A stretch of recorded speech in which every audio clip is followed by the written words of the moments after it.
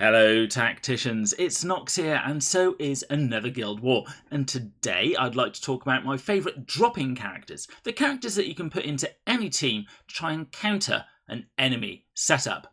But before I go into that, I'd like to say my usual thank yous, and today they go to Paladin, Project Canuck, Zero Tintin, Nermats420 and Ragnarok. All of you have used my friend code and it is very much appreciated as it really does help me out. So thank you once again. Here is my full list of those drop-in characters, at the moment anyway. And at the top we've got the healers. Guild War is a game mode which can lend itself to longer battles, and that's where the healers really come into their own, especially if the enemy still has the buildings which give the artillery and anti-aircraft. In your first turn it means you can heal everyone back up, and then obviously later on you can top them up as you start defeating the enemy. Now, Isabella could be added to this list, but personally, I think Isabella is part of a team which she has in her own right.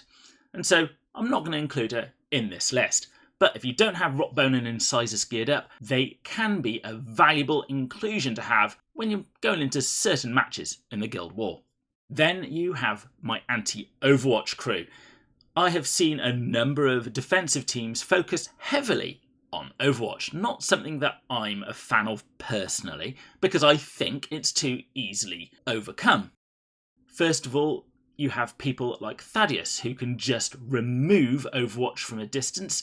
Then you've got Sybil, who can give characters next to her infiltrate, again nullifying that Overwatch. And of course, one of my favourites is Azrael. If for some reason the AI puts them in a long line, you've got his Dark Talon Strike, which will remove Overwatch from everyone in that line. So if I'm seeing a team with 3 or 4 Overwatch characters, these are my go-to to start making that battle very easy. And of course, let's not forget all the infiltrators that are already in the game. Next up is my anti-summon crew. Now, you only really ever need one of these in your team to get rid of the opponent's summoned characters, because, again, I've seen the case where you've got an enemy defense team which is basically all summoners. If you have Ulf, well, they can run into him and he'll chop them to pieces. Vindicta will quite happily roast anyone who's clustered together, and summons quite often do that. And finally, Thormachus, if you really want to turn the tables and send their summons against their own characters, he is a great character to put in, and of course he's got a little shield to help your crew as well. Any one of these 3 can be dropped into virtually any team to make those summon heavy teams a piece of cake.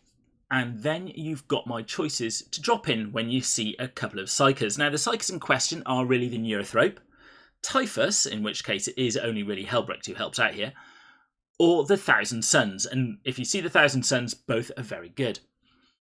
Shark in particular reduces the effectiveness of Smite, and he gets the bonus damage versus Psychers, so he is really a great character to take in if you see a number of them on the enemy.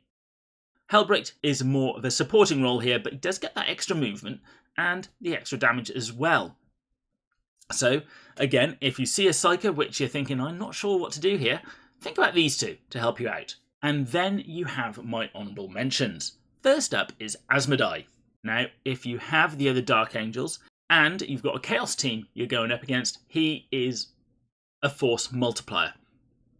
He will get the extra attacks, he can call in extra shots, and of course means any one target that you want will take extra damage from Overwatch and close combat. And close combat's really the thing here. But one person who I really think deserves more than just an honourable mention is Certus. He can go in multiple areas. He's anti-Overwatch, he himself is a sniper, but he has infiltrate, so he can get into range and shoot first. Secondly is his Mortis round, and this is great against a number of characters. If the enemy has got Rotbone, or indeed Isabella, you can use this Mortis round to push them 1 hex away from whoever they're standing next to, and that means they're no longer able to resurrect or heal them as you attack. But it doesn't just end there. That Mortis round pushback can also cause extra damage if they're going into another character or a wall, and to be honest, I think he is an unsung hero for this mode. I'm sure I'm missing a few characters that can be put into any team, so make sure to let me know so I can discuss them in a future video. If you like these videos, then it would be much appreciated if you at least think about using my friend code, as it really does help me out. Or if you or your guilds are looking for a new home, please reach out to any of the guilds shown, as we'll always welcome new people into our midst. As always, don't forget to like, comment and subscribe, and I'll be seeing you on the battlefield.